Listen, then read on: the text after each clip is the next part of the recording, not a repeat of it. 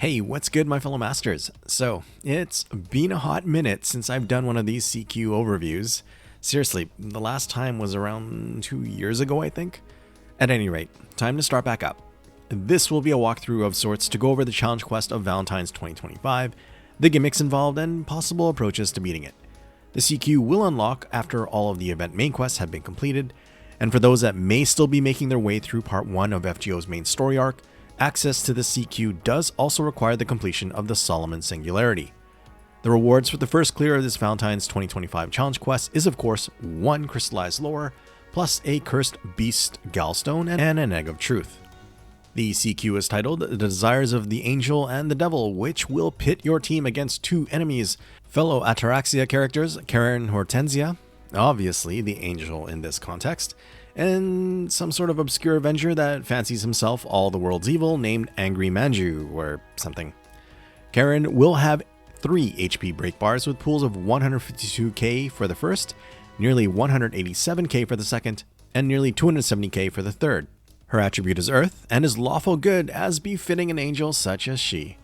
Her traits include Costume Owning, Divine, Hamidide Servant, Humanoid, Immune to Pigify, Living Human, Pseudo-Servant, Roman Servant, and Weak to Anima Elish. Angra Mainyu, on the other hand, will have just 2 HP bars, but a larger aggregate of hit points compared to Karen. His first bar will have around 263,000, and the second about 525,000. Angra possesses the Man attribute and is chaotic evil in alignment. Unsurprising, really, for one known as all the world's evil. For his traits, he's a Hamidide Servant, Humanoid, Servant, and Weak to Anima Elish. At the beginning of the fight, the front line of your servant team will be either buffed or debuffed depending on the servant's alignment. For your servants that are evil aligned, or if they have an applied evil trait, they will receive a 2-turn buff to attack. But for good aligned servants or ones with a good trait applied, they will get the opposite, a 2-turn debuff to attack. Now looking specifically at Angra's CQ gimmicks first, he will start off with a permanent buff of increased damage against those with the evil trait, but he will also have his NP sealed. For more conditional gimmicks, Angra will have a chance to inflict the evil trait on the servant that specifically attacks him, and this trait status is treated as a debuff. And when Karen is not on the field, which would mean her overall defeat, Angra will get one-time attack and defense reductions gradually. Once his first HP bar has been broken, the MP seal is removed. He gets buffed with a 5-hit defense up against evil enemies, gets an annoying 5-time guts, but at least it just has a 1 HP revival effect, and finally an HP recovery buff. All of those effects are unremovable. But what's not indicated here is that Angra will also get a full charge to his gauge and immediately use his NP.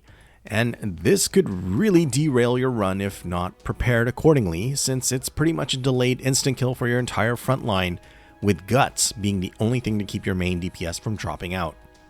Karen's specific CQ gimmicks are pretty much all conditional. She has the opposite of Angra, in that when she's attacked, there is a chance the attacker will be debuffed with a good trait effect. Break Karen's first HP bar, and she then gets increased damage against enemies that are good. After Karen's second HP bar is broken, all of your frontline will be inflicted with a 3-turn debuff resistance reduction and a 3-turn attack reduction. Fortunately, these debuffs can be removed. And when Karen is on her final HP bar, she gets a 5-hit defense buff against enemies that are good, and a 1-tick gain to her NP gauge per turn. At that point, all of your frontline servants will also be inflicted with a 5-turn chaotic trait, and recall that Karen's NP does extra damage to this. And finally, she will dish out either a 2-turn NP damage up to servants that are evil, or a 2-turn NP seal to ones that are good. Both effects are unremovable. The main gimmick of getting inflicted with either the evil or good trait, based on whether Angra or Karen is attacked, is something that will need to be managed. Keep in mind, those effects are chance-based and can be removed as regular debuffs, leaving your servant's default alignment to determine things. From what I could see, using an appropriately strong AoE Berserker or AoE Avenger with the evil alignment would be most ideal for this CQ. They should get the buff to attack at the start of the battle, and since the AoE will hit both Karen and Angra, keeping the target on Angra for follow-up face cards should mitigate the disadvantages of any possible good trait infliction. The other key point in this CQ is when Angra will inevitably fire off his MP after his first break bar. Like I mentioned, only a servant with guts will be able to survive Angra's NP effects. So you can either pick a main attacker that has a guts, have another servant provide a guts, like Santa Nightingale as an example, or use a CE with guts. The targetable guts on the Mystic Code Anniversary Blonde could work too, though in that case you do lose out on the support flexibility the 2 plug suit Mystic Codes can provide. However, I suppose the good thing about Angra's MP is that you can use it to effectively cycle in 2 new supports, assuming your main attacker survives as planned. Which brings up something else that needs to be planned for. Even with your DPS reviving with guts, Angra and or Karen will still have actions available to attack with, and your poor servant will be the sole target in that particular circumstance. So you will need to make sure they can tank the incoming hits. An evade, invincibility, or Castoria's anti-enforcement buff would be good insurance if you can somehow get them on your DPS before the damage from Angra's MP is applied. It is possible to finish off Angra, and Karen for that matter, before the damage is done if your main attacker is AoE, strong enough to get through his final HP bar in one go, and has an added poison, curse, or burn debuff effect. Morgan comes to mind, and she does have the advantage against Angra with her anti-man attribute NP modifier. So assuming you can get a third NP fire off to deal with Karen's final HP bar and one of Angra's guts, with the follow-up face cards and the curse effect, that should be able to take out enough of the remaining Angra's 1 HP guts to ultimately clear the battle. Or you could just delay his NP by a turn with an NP seal or a stun effect. In this case, Rikyu comes to mind, who has an NP seal effect and does extra damage against the man attribute. Finally, you could take a 2-pronged approach, with the intent to allow the entire front line to go down by Angra's NP, and then have the back line with a strong secondary attacker, or more, to ultimately finish the battle.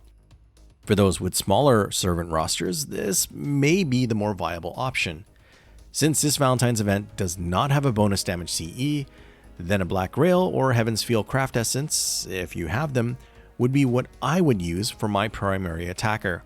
If you don't have these, then try to find a CE that matches the strengths of your main DPS in either card damage, NP damage, or preferably both. The event CE, Cute Girl Seated Behind Me, can work with its NP starting charge to help things along, and its increase to damage versus the man attribute, which will be effective against Angra. And those are my thoughts on this Angry Mango Karen Hortensia challenge quest. If you have a fairly developed roster, then a 3-turn minimum run is possible. Otherwise, if you're like me and tend to just want to clear it once and be done with it, then it should be relatively straightforward with a 3-command spell Party Revive if you don't mind that sort of thing. Because I lacked the foresight with my JP account, I did not get any gameplay footage of this CQ, so I ask that you please excuse that. I really should factor that in for the future. At any rate, good luck to all with the CQ, have fun, leave a like, and until the next one. Thanks for watching, cheers all!